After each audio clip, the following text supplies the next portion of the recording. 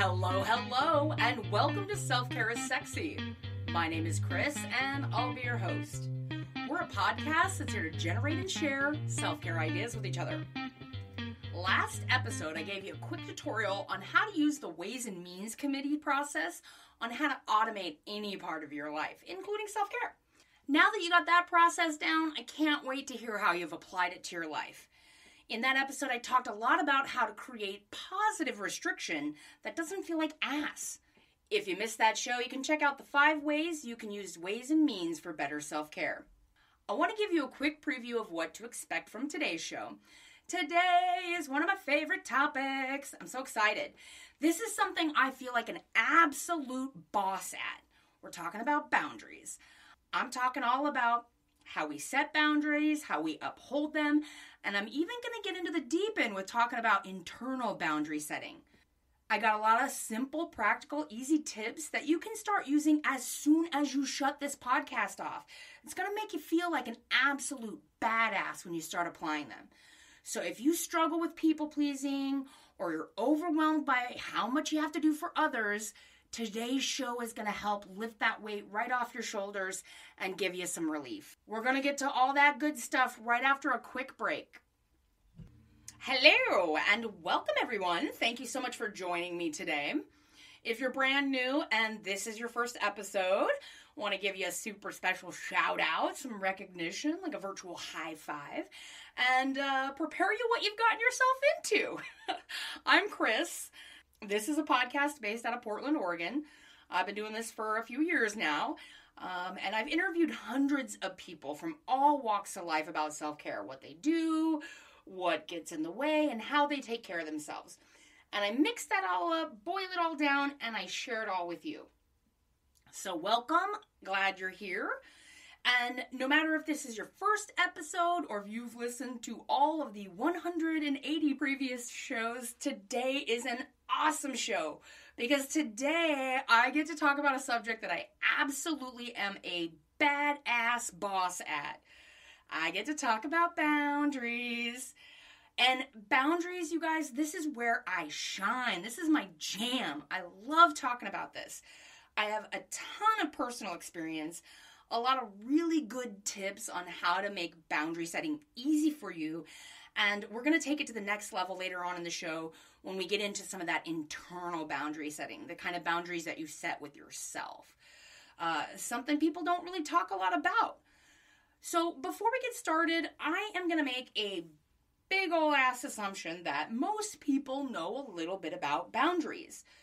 I absolutely love the fact, I love that we live in a time where information is abundant and access to it is plentiful. That makes learning super awesome. But you know what? It can also make things really overwhelming at times because there's just like a flood of content around boundaries and boundary setting. I'm going to go ahead and start off with some basics on boundary setting just so that we're all on the same page. But I'm not going to spend a lot of time on what boundaries are. And then again, we're going to get on to some tips and some daily processes to make sure that you're upholding your current, already set boundaries. And then, at the end of the show, I'm really going to sock it to you with the internal boundaries. So, when I talk about boundaries and boundary setting on this show, we're going to break our boundaries down into 2 categories. Big boundaries and little boundaries. Because not all boundaries are the same. So, big boundaries. When I talk about big boundaries, I am talking about, number 1, these are non-negotiable. Absolutely do not pass go. This is a rule that stands and there is no talking your way out of it. So, for example, a big boundary, no hitting. We don't hit each other, people. Whether you're in a romantic relationship, whether it's your siblings, whether it's your parent, your dog, we don't hit. We don't hit. That's a non-negotiable boundary. That's a big boundary. Number 2, a big boundary applies to everyone. There are no exceptions. So a big boundary that you have It applies to every person, stranger, parent, friend, lover, all of them. It applies to everyone. And what might be a boundary for you might not be a boundary for me, but how we're going to universally talk about this stuff is that when I talk about a big boundary, I'm talking about something that's non-negotiable, number one, and number two, that it applies to everyone equally.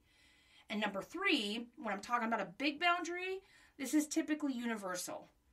This is something that most people would agree with, right? Like, so no killing each other. That's a big boundary. Now, I understand we could get down the rabbit hole of like, in what instances are, is it okay? We could debate all the moral stuff, but not today, folks. Today, we're just talking about the difference between big and little boundaries as it pertains to self-care. So big boundary setting it's non-negotiable. It applies to everyone. And number three, it's typically universal. We all kind of we're all on the same page that you shouldn't harm children. Number four, a big boundary is easy to communicate. A big boundary should be understood by a toddler. Should be easy to communicate that boundary to anyone. And number five, a big boundary is typically in place for protection. So again, no hitting, right? That's a big boundary.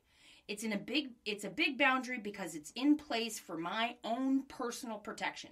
Saves me from, getting hurt. All right, so let's talk a little bit about how we set big boundaries. So, first of all, a big boundary should be set at the first sign of trouble. All right? Most people don't like conflict. Most people hate it when you say to them, don't do that. Or when you stand up and you call some kind of behavior out. They hate it. So with big boundaries, you got to be bold. You cannot do this in a passive way. So you got to call it out. You got to be bold. You got to stand up and say exactly what you mean. Number two with setting big boundaries, you got to use firm, clear language, folks. When you're setting a big boundary, you use statements. You don't ask questions. Would you be okay with? No, you use statements. You don't make threats. You're not gonna tell somebody like, you better do this. That's not how you set a big boundary.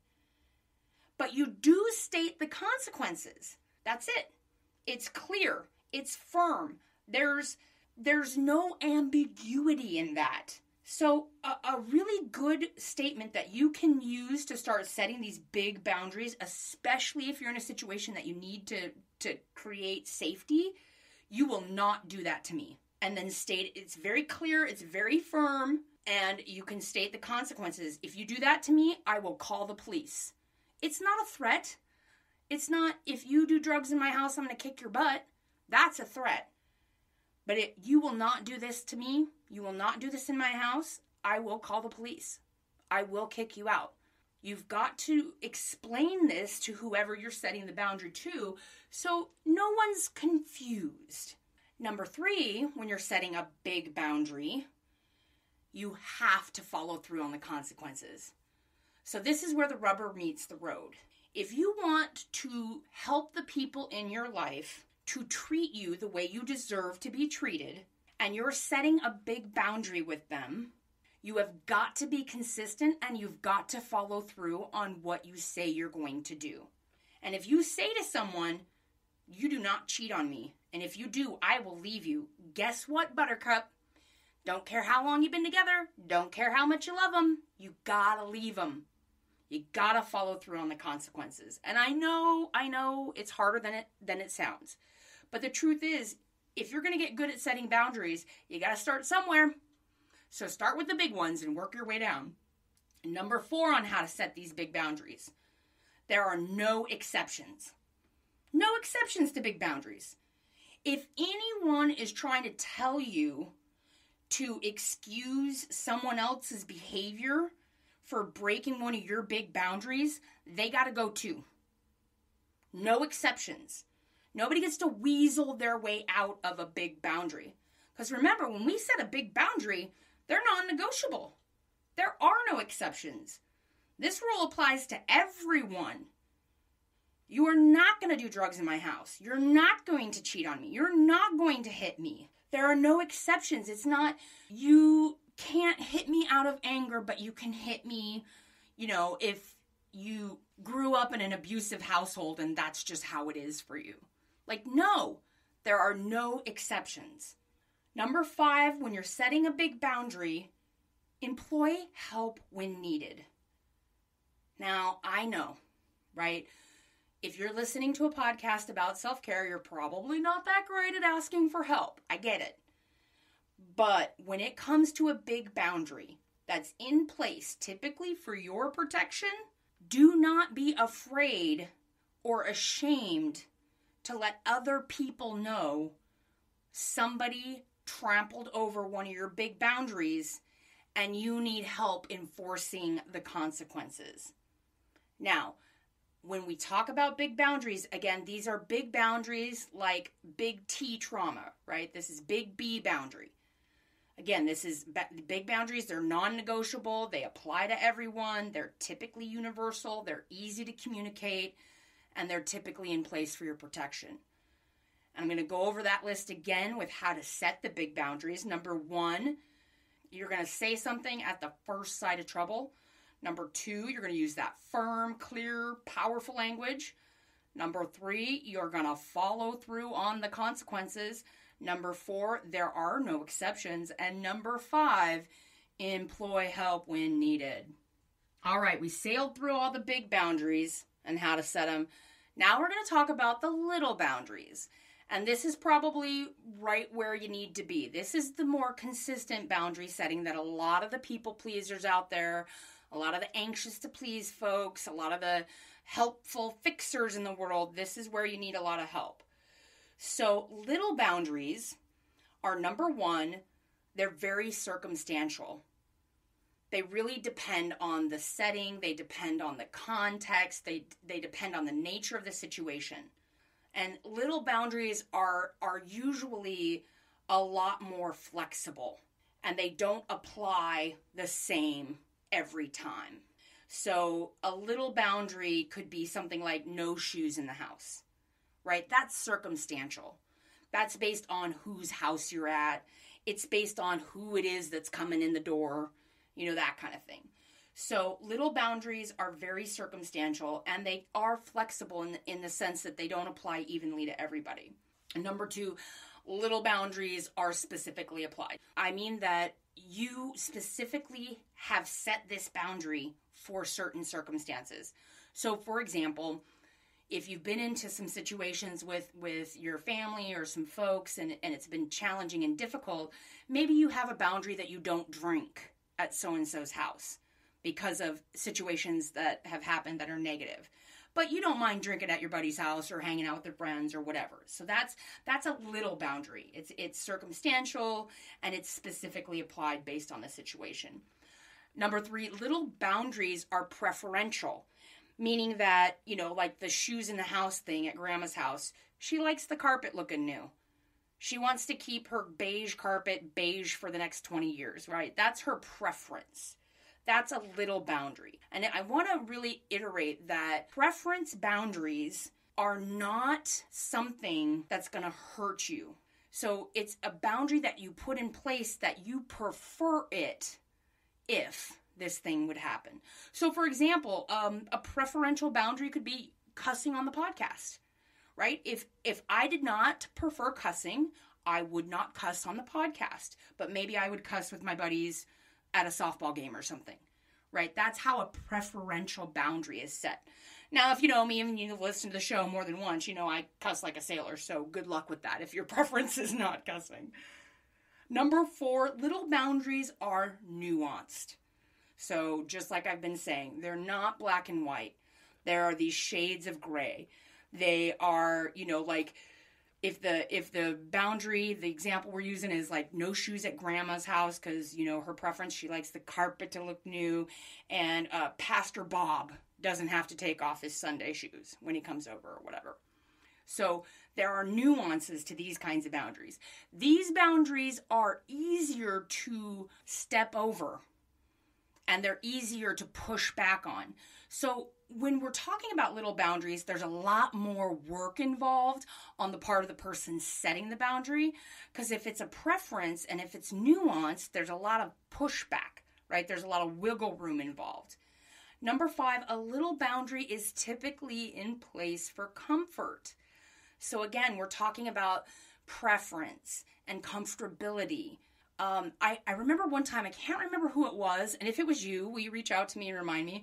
But somebody in my friend group does not allow fast food to be eaten in their car because they don't like the smell of fast food in their car, and they don't like it to like stick to their upholstery or whatever, or I can't remember if they had a spill or something, but that is a boundary that they have, right? It is a pretty set boundary, but it's in place for their comfort because they don't want their car to smell like McDonald's. Or, in my case, Burgerville. But do you see where I'm going with this? So little boundaries are there's a lot more wiggle room with little boundaries. I'm going to run through that list real quick one more time. Little boundaries are 1, circumstantial. 2, they're specifically applied. 3, they're preferential. 4, they're nuanced. And number 5, they're typically in place for comfort. Now we're going to talk about how you set the little boundaries. They're more slippery, so they're a little bit more difficult to set than the bigger boundary. With a little boundary, you have to communicate the expectation to the other person that you're setting the boundary with. Write a script, specific scripts for specific people, and then practice the script out loud over and over and over again. And the reason you want to do that, why you want to practice it, even if it's a small sentence, is because when things are emotionally charged, right? Remember we were talking about nobody likes conflict. When those situations come up, you want to have the words memorized so that you can just be a broken record over and over and communicate it consistently. It's the same answer every time. The little boundaries, though, you want to allow for dialogue. So if you're setting a little boundary with somebody, they are allowed to, have their rebuttal. They're allowed to talk back. But don't get it twisted. This is not an argument. The other person is not, what they're not going to do is convince you shouldn't have the boundary. There can be a dialogue about how we fulfill this boundary, maybe what circumstances we can cross the boundary or where that line can be negotiated. But this is not an argument, and you are not allowing for dialogue where someone gets to try to convince you don't need that boundary. And P.S., if that conversation comes up, watch out. You're probably talking to a narcissist, because anyone who cares about you and wants to have a positive, reciprocal relationship is going to listen to your boundary, not fight with you about why or why not you have this boundary. They're just going to try to figure out, okay, where's that line? What does this mean? What are my actions in this? When setting little boundaries, you may need to restate them if necessary. So, like I said with the scripting, you may have to repeat yourself a few times, especially if you don't interact with them a lot and it's a boundary that maybe it's a new boundary, they're not used to it. But I implore you out there, folks, to trust your gut. Like, if it's getting pretty obvious that they're not complying, don't wait. Cut them off. It's okay to say, you know what? I don't need them in my life anymore if they can't respect this small boundary that I'm setting, this little ask that I'm asking them to do. But because it's a little boundary, it's adjustable. It's flexible. We can communicate about it. We can allow from dialogue. But what we're not going to do is let someone continually step over that line. And last but not least, with how to set your little boundaries, you're going to provide multiple consequences. So the reason why you want to make sure you have consequences in both kinds of boundaries that you're setting is that there's got to be a punitive measure for if they don't do what you ask. And with little boundaries versus big boundaries have one consequence, and it's cut and dry, and it's usually pretty freaking severe. With little boundaries, you want to provide a couple different kinds of consequences. So that might look like, you know what, let's just take a break. Or, you know what, you do that again and you're not welcome in my home. And then finally, you know what, you continually cross this line with me. I can't have a relationship with you. So I hope that really helps you identify where that kind of gray area is between real big boundaries and little boundaries. All right, so we've gone through what big boundaries are and how to set them. We've gone through what little boundaries are and how to set them. I've given you tons of examples. I've given you some scripting material. Now we get into the good stuff. Now we get into the next level. Buckle your seatbelts. Here it comes, kids. We're talking about internal boundary setting. That's right, you heard it here first. We're going to work with the biggest asshole in the room, your brain. So I want to talk about real quickly what it means to set internal boundaries and why this is such an important concept. Because I don't think we talk enough about positive restriction. I think, especially in the self-help, self-care, self-love, self-compassion world, there's not a lot of discussion around what positive restriction looks like. Because we in the touchy-feely empath world don't want to hurt anyone's feelings, so we don't really want to talk about the stuff that might be a little scritchy. Well, you've guessed it. If you've hung on this long in the show, you get the scritchiness, and that is where growth is possible. So I want to talk about this. When we talk about internal boundary setting, the most important concept that I can convey to you is that you want to identify ahead of time, not at the point of decision. So when you're setting a boundary with yourself, let's say you're working on not cussing on your podcast because you get gazillions of emails about it, which, by the way, I'm never going to stop cussing, so stop emailing me. But let's just say that is the boundary that you want to set with yourself. You want to identify this boundary before you hit record.